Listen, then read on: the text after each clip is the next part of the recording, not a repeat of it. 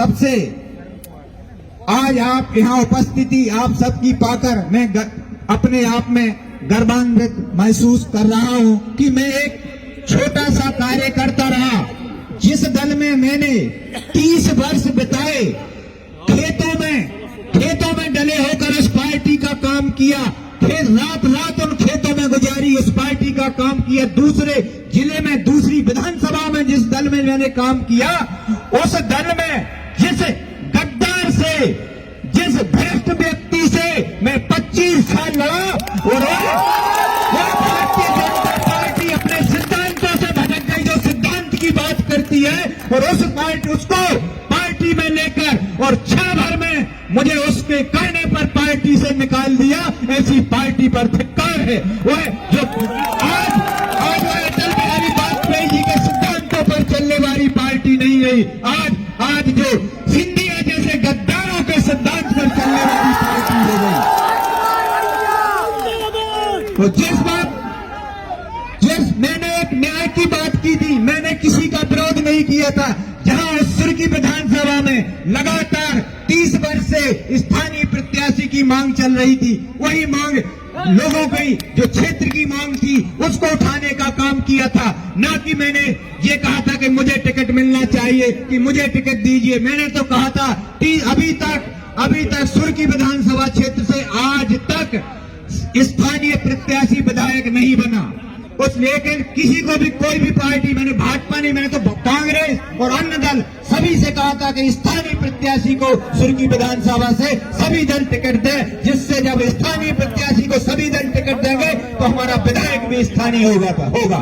उस कारण एक गद्दार के कहने पर मुझे पार्टी से निष्कासित करा दिया गया। अगर मुझे कोई भी वरिष्ठ भाजपा के कार्यकर्ता के कहने पर निष्कासित कराया जाता तो मैं सर भरकर उसके पांव पड़ता कि आपसे मुझसे जो गलती हुई मुझे क्षमा कीजिए। लेकिन जब मैंने पार्टी में निवेदन किया कि मैं अगर लगता है मैंने अनुशासनहीनता की है और आप मुझे क्षमा चाहता हूं अगर मुझसे कोई गलती हुई हो, लेकिन मुझे पार्टी से निष्कासित न करें। लेकिन एक बात नहीं सुनी और मुझसे कहा गया कि आप जाइए उस गद्दार के पास जाइए, अगर वो कहेगा तो तुम्हें मतलब मैं क्षमा कर दूंगा। मैंने कहा उसके ना जाने से तो अच्छा मैं मौत स्वीकार करूंगा, लेकिन उसके ना जाना स्वीकार नहीं करूंगा, उसके ना जाना स्वीकार नहीं करूंगा। और इस राजनीतिक प्रतिद्वंदता के कारण उसने हम पर इतने 4-5-7 प्रकरण फर्जी प्रकरण दर्ज करवा दे, हमारे भाई पर करवा दिए, हमारे बच्चे पर करवा दिए, हमारे साथियों पर कई प्रकरण दर्ज करवा दिए। और तो ठीक ठाक सोशल मीडिया पे लाइक और कमेंट करने वालों की थाने में एक दिन तो 5 से लोगों की पेशी कराई गई थी कि अगर आपने किसी ने भी सोशल मीडिया पे राजकुमार की पोस्ट पे लाइक और कमेंट किया और उनमें कम से कम 50 लोगों पे 116 और 151 की कार्रवाई की गई। जब मैं फरार भटक रहा था, पुलिस मेरे पीछे पड़ी हुई थी, मैं घर भटक रहा था। जो हमारे साथ थे, जिनके साथ हम खड़े रहे, वो भी हमसे दूर हो गए। उस समय जिनसे न हम कभी मिले थे न कभी मैंने बात की थी, एक फोन हमारे पास आता है माननीय पूर्व मुख्यमंत्री राजा साहब का।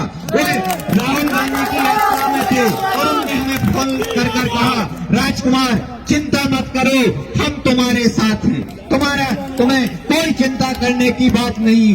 फिर राजा साहब ने माननीय हमारे पूर्व मुख्यमंत्री माननीय कमलनाथ जी से भी बात करवाई, उनके जयवर्धन जी ने हमारी बात करवाई। माननीय कमलनाथ जी ने भी कहा, राजकुमार तुम चिंता मत करो, हम तुम्हारे साथ हैं। और जब उन परिस्थितियों में आप लोगों ने हमें साथ दिया, हमें फरारी काटने की, माननीय कमलनाथ जी ने भी कहा कि राजकुमार तुम जहां रहना चाहते हो मैं वहां व्यवस्था करूंगा। माननीय राजा साहब ने कहा, राजकुमार तुम जहां रहना चाहते हो जो कहो वहां व्यवस्था करेंगे, और हमारी राजस्थान में व्यवस्था करी। मैं दोनों महान मूर्तियों को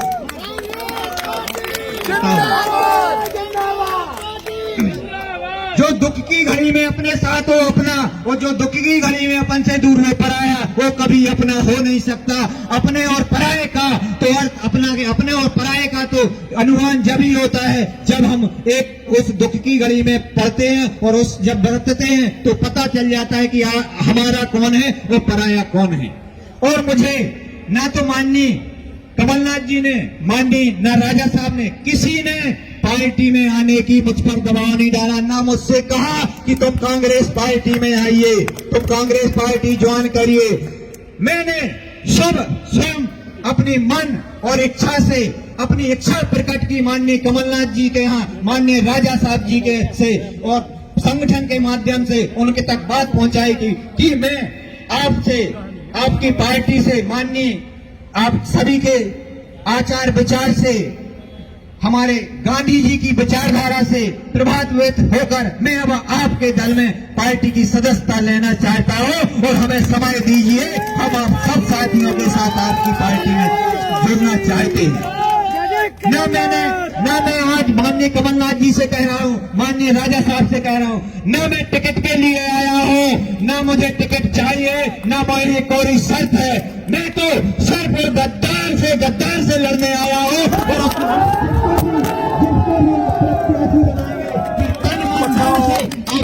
और उस गद्दार को हराने का काम करूंगा, उस गद्दार को भगाने का काम करूंगा।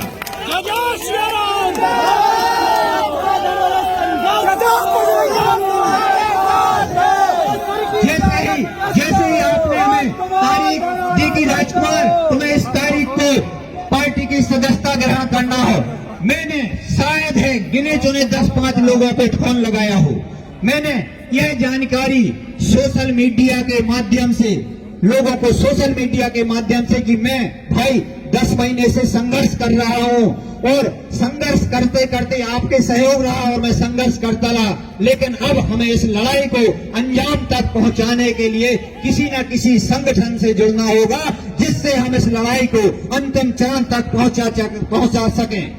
और जिस तरह से आप सब लोगों का जन समर्थन हमें प्राप्त हुआ, मैं हृदय से आपके चरणों में नमन करता हूं, आपका वंदन करता हूं कि आपका स्नेह और आशीर्वाद इसी तरह बना रहे। हम माननीय हमारे जिले के अध्यक्ष माननीय आनंद अहिरवार जी और समस्त कांग्रेस पार्टी के समस्त पदाधिकारियों, नेताओं से कहना चाहता हूं कि मैं ईश्वर से प्रार्थना करता हूं कि हमसे ऐसा ना हो, कि हम पूरा प्रयास करेंगे ईश्वर से कि हमें ऐसी शक्ति दे।